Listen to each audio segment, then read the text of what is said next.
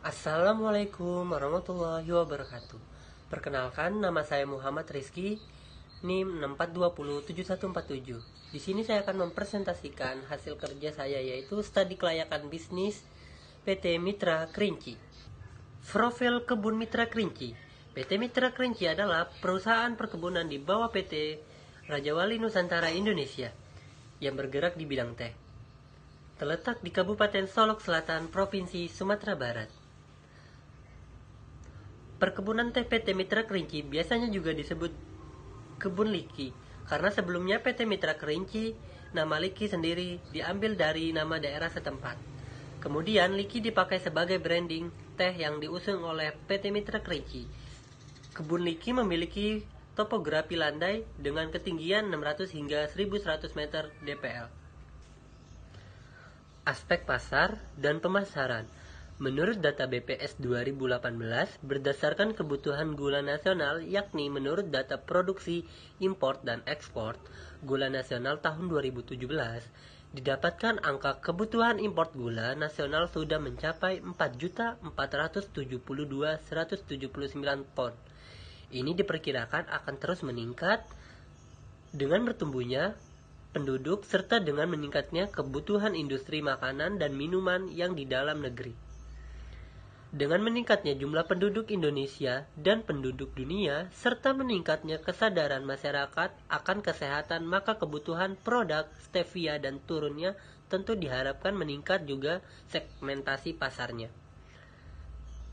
Secara teori, strategi pemasaran harus mampu memberikan nilai tambah kepada konsumen dan bagaimana informasi tentang produk sampai kepada konsumen. Aspek produksi dan teknologi. Perbanyak tanaman stevia dapat dilakukan melalui biji atau kacambah, melalui generatif ataupun dengan cara stek atau vegetatif. Teknologi terbaru saat ini perbanyakan stevia dapat dilakukan dengan cara kutur jaringan. Pembibitan hingga penanaman membutuhkan lebih kurang 60 hari, sedangkan dari penanaman hingga panen pertama membutuhkan lebih kurang 90 hari.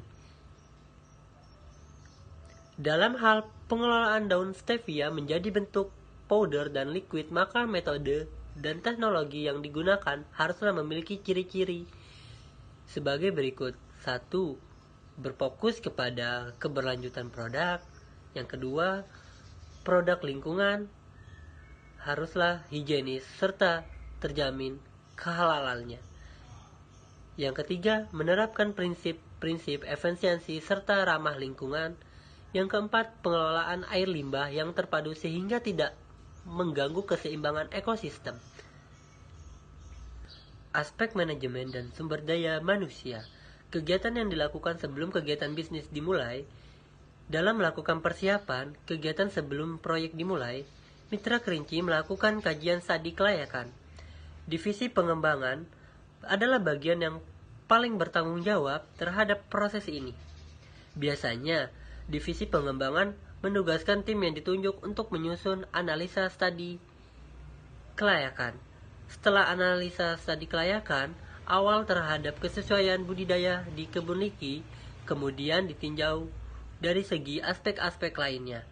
Kegiatan yang dilakukan untuk menyiapkan infrastruktur bisnis dalam hal apabila kelayakan bisnis dapat diterima oleh pemegang saham perusahaan. Aspek keuangan dan ekonomi. Dari percobaan penanaman di kebun percontohan yang sudah dilakukan selama tahun 2017 dan 2018, maka didapat angka produksi sebagai berikut. Asumsi teknis sebagai langkah awal dan penyusunan studi kelayakan, maka diambil beberapa asumsi teknis. Asumsi teknis diambil berdasarkan kondisi lahan perkebunan yang ada di kebun liki. Aspek hukum, sosial, dan lingkungan.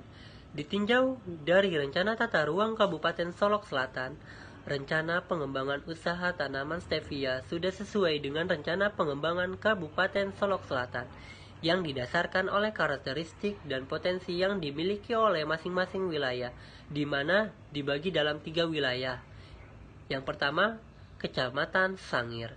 Yang kedua, Kecamatan Sungai Pagu.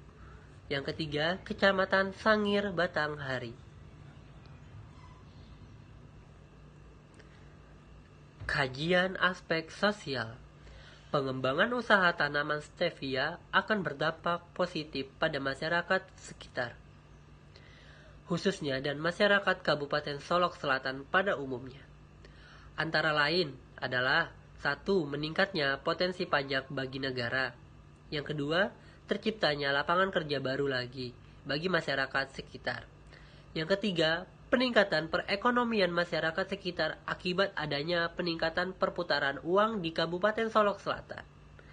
Yang keempat, akan mampu menambah alternatif usaha pertanian perkebunan untuk wilayah Solok Selatan apabila nantinya perusahaan menerima stevia basah atau kering dari masyarakat plasma. Kajian aspek lingkungan.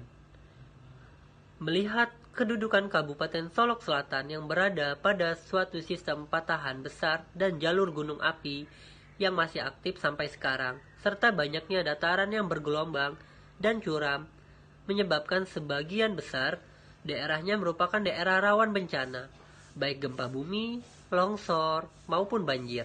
Dampak negatif dari pengembangan usaha tanaman stevia relatif tidak ada karena kawasan pengembangan stevia berada di dalam perkebunan teh Liki atau PT Kerinci dan di luar kawasan hutan lindung.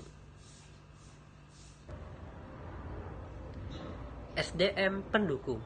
Untuk mendukung kelangsungan usaha ini dibutuhkan beberapa elemen sumber daya manusia yang terkait di dalamnya. Adapun sumber daya manusia yang terlibat dalam kelangsungan usaha ini yaitu distributor dan tenaga kerja. Baik, itu saja yang dapat saya jelaskan. Terima kasih. Wassalamualaikum warahmatullahi wabarakatuh.